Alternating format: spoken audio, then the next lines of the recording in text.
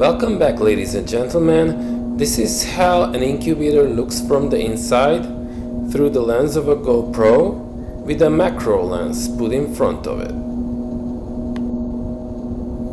Oops, did you see those little feet? Yep, that one is Mr. Prometheus, and he's already hatched. Behind that, a big egg. And soon you're gonna see an egg on the left. If you watch closely, it's gonna start moving right now, and that is Antigone. And this is Antigone a little bit later. I opened a little window for her to breathe through. So I apologize, couldn't catch Prometheus, but it was very prominent hatching. It just surprised me. I was filming for days, and just when I didn't have the camera in there, he just busted out of the egg. So that is Antigone, and I almost opened the wrong side of the egg, so I had to tape it up. I'm gonna show that in the next video because it's kind of scary. I almost messed up, but don't worry, she's very happy and alive right now, and look how cute she is. I'll move the light from the outside a little bit, and you probably see her little beak inside. Get the little beak wiggling.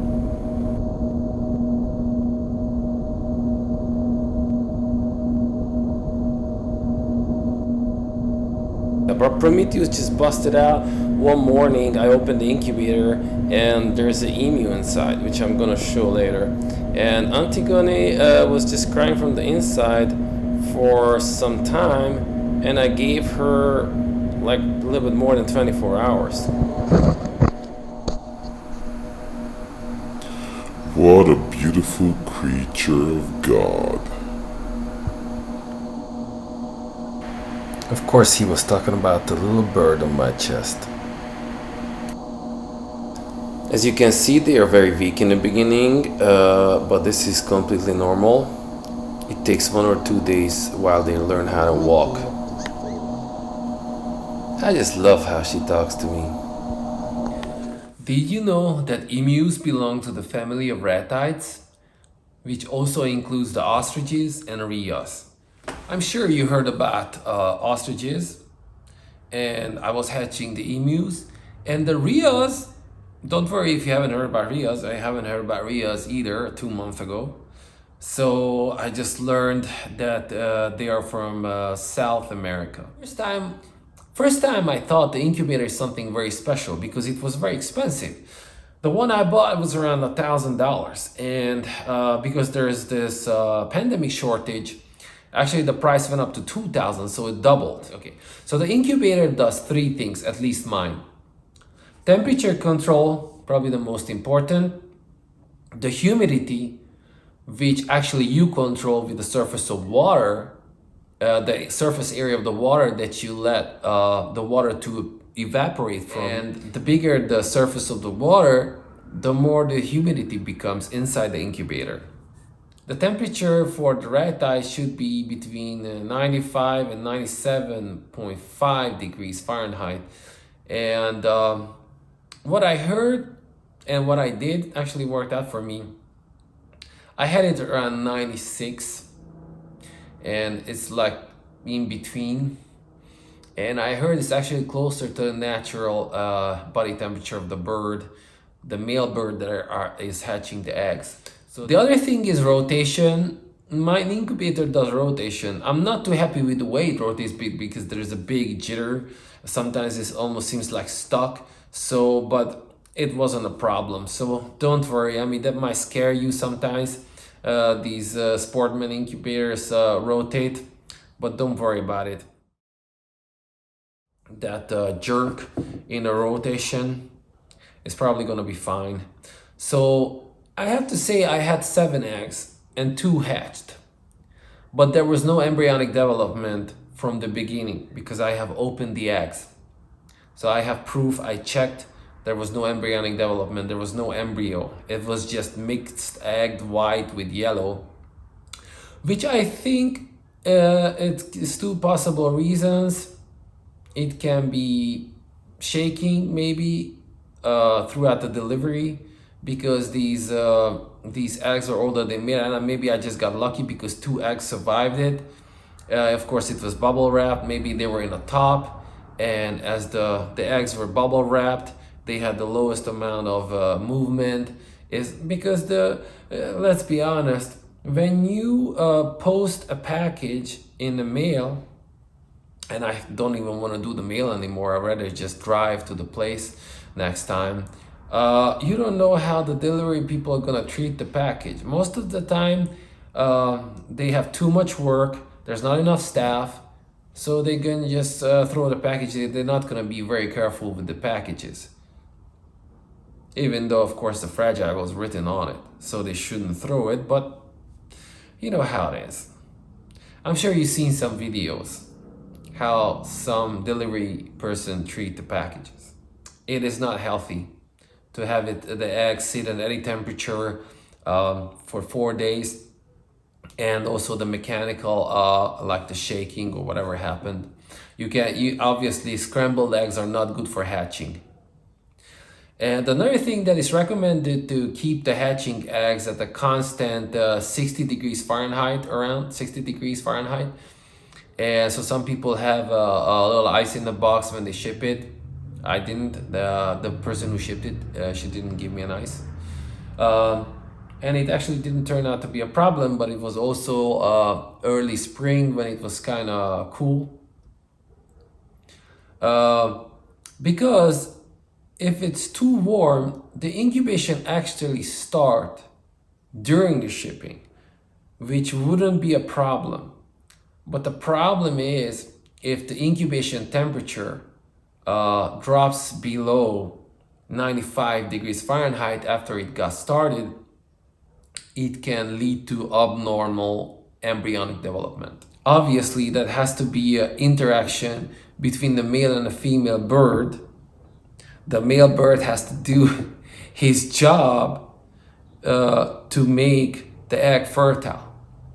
And if for some reason the male bird wasn't in the mood doing his job every other day, because I think emus do like eggs every 2 or 3 days, then it's possible that some of the eggs that I have received were not fertile. It's never guaranteed. So ratites, meaning ostrich, emu, and rhea, usually begin to reproduce between 2 years and 3 years of age. But reproduction can be as early, if you feed them really well and treat them good, as early as 18 months, which is 1.5 years. The average egg production for an ostrich is between 40 and 60 eggs. But I also heard people talking about having nearly 100 eggs produced in a year.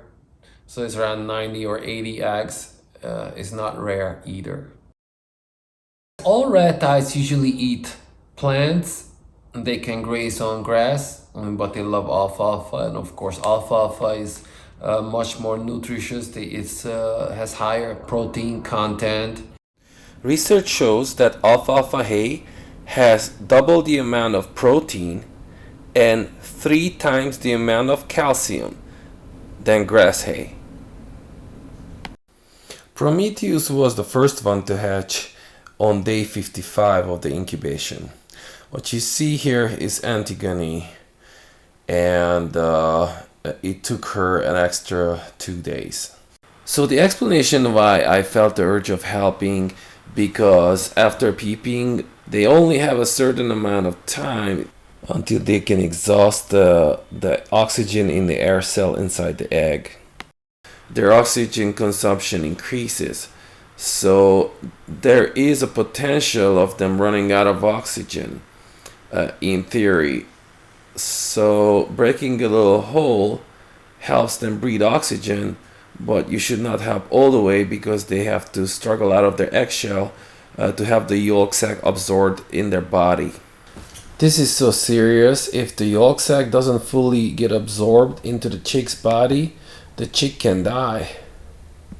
So you have to take it seriously. That's why you cannot have it, because when it struggles inside the egg to get out, that it helps with the absorption of the yolk sac, which is like like a bag of nutrients.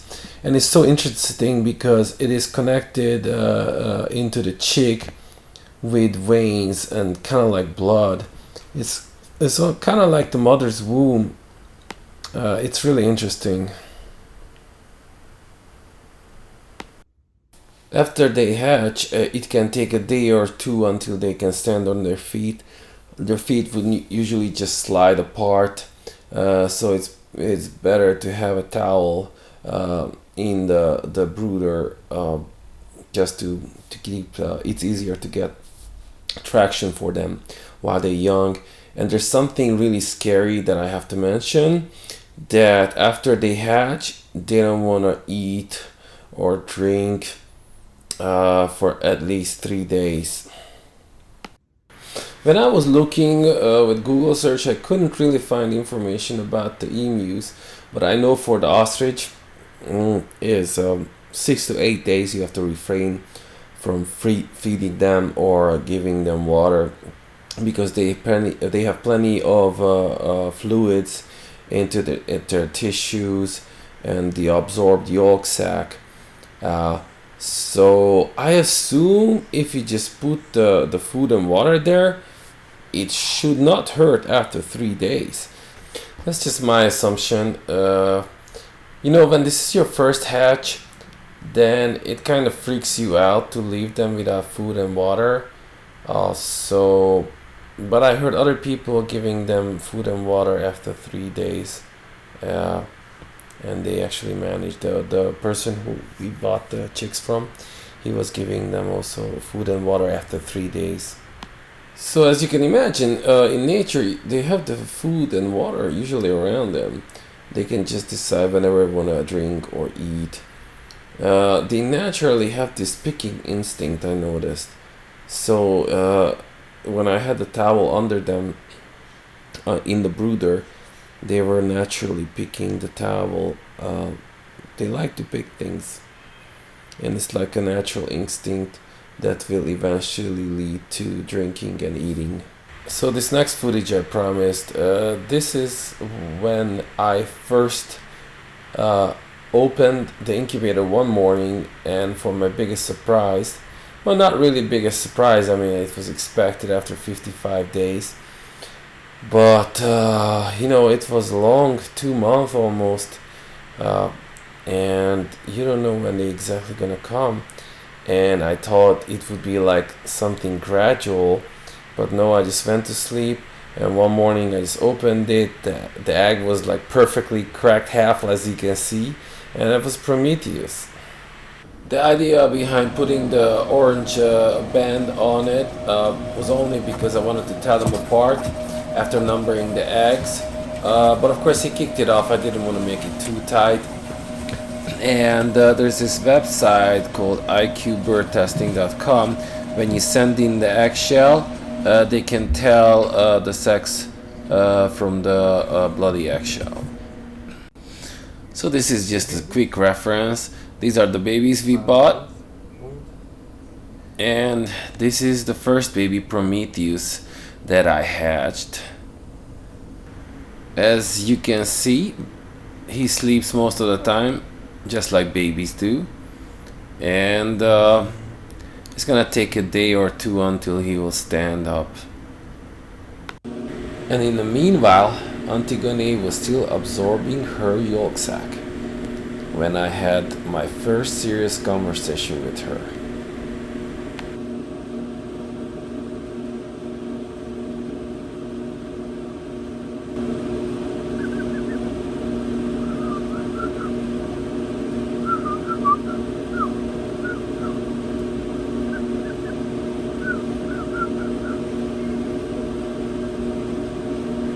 So the heat lamp that works excellent that you see here is from GE, General Electric, and I bought it from Amazon, and I think they're 250 watt. One good advice, Don't you get the one from Patco that are branded ZoomMed? They all explode after a day or two, and I had one exploded after 1 hour of use, and it can possibly cause fire or harm the chicks if it falls. The glass fell on the chicks actually. The previous one, not these babies, but the other one. So yeah, that was frightening.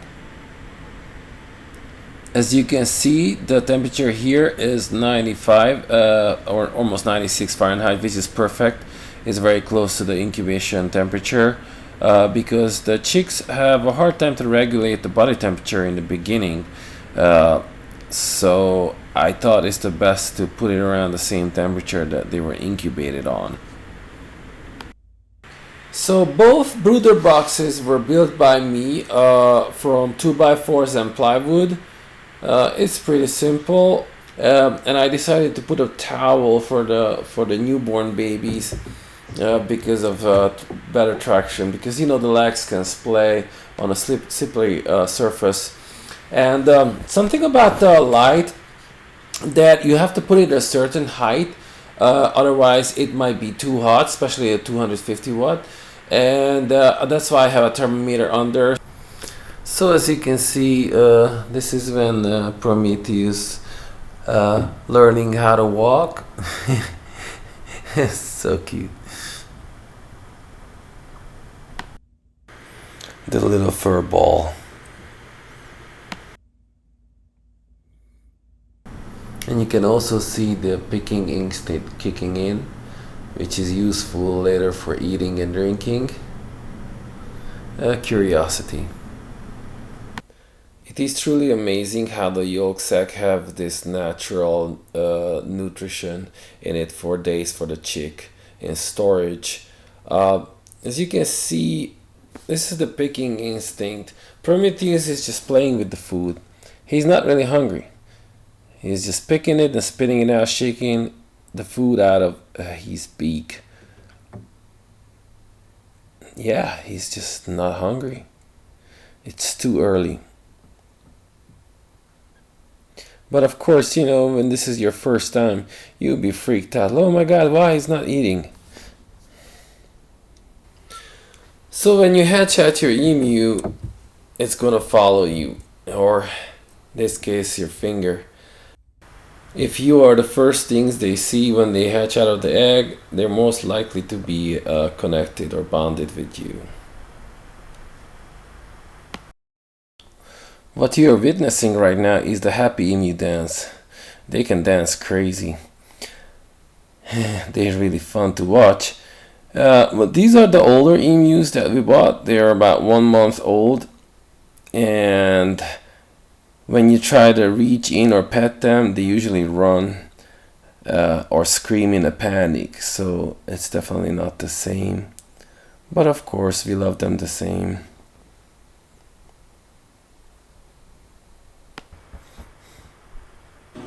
As you can see, Antigone is still in the incubator. It's really amazing how the eggs are extremely strong from the outside. It's almost impossible to break it. You can, even with a hammer, it's kind of hard to break it. Of course, you know, you don't want to hit it too hard anyway, but and I think the reason why they break out of the egg, because when they kind of running low on oxygen, they just by instinct they kick hard. They have an extremely strong leg even when they're young, and eventually that's what breaks the egg. So I think next time I'm gonna just let them just hatch naturally instead of even helping. I'm not sure. It's kind of very difficult, and the reason why is difficult because you cannot candle the emu egg because it's green. The ostrich egg and the rhea egg, you can candle. They are transparent.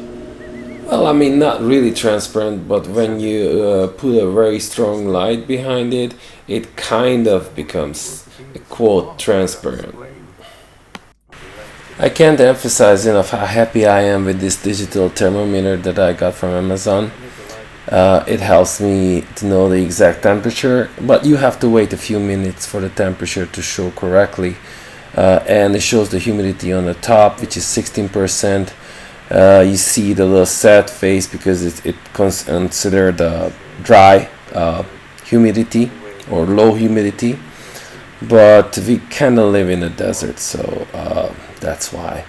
But actually, dry weather is good for the emus because humid can promote bacteria and viruses. And this is my recording of finally Antigone joining the party and make Prometheus happy. You know, emus are flocking animals. They like to belong, or sorry, I should say, herd animals.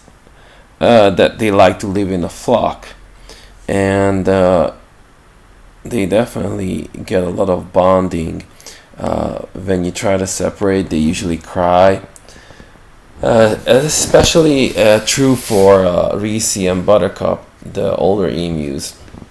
But younger, these two babies, what you see, Prometheus and Antigone, is interesting because if I would take Prometheus out, Antigone cries very loud. But if it's the other way, if I would take Antigone out, Prometheus doesn't really miss Antigone. But I'm sure there's a lot of love. I mean, they are siblings and they're growing up to each other. So there's gonna be some attachment, but the attachment, the bonding with the bigger emus, between the bigger emus was stronger, I noticed. You can see they very active, they kind of fun play, but they also fall asleep sometimes every minute. They fall asleep for a few seconds or a few minutes during the day, but during the evening, of course, they usually sleep through the night without a problem. But you have to know that they like to get up to eat or drink also in the middle of the night as time goes by, especially.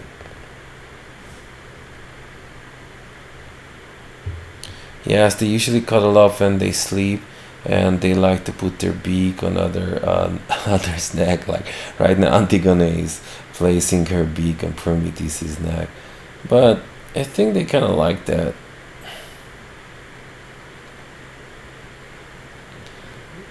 Also, Buttercup and Reese doing the same. Sometimes they do the X when they cross their necks.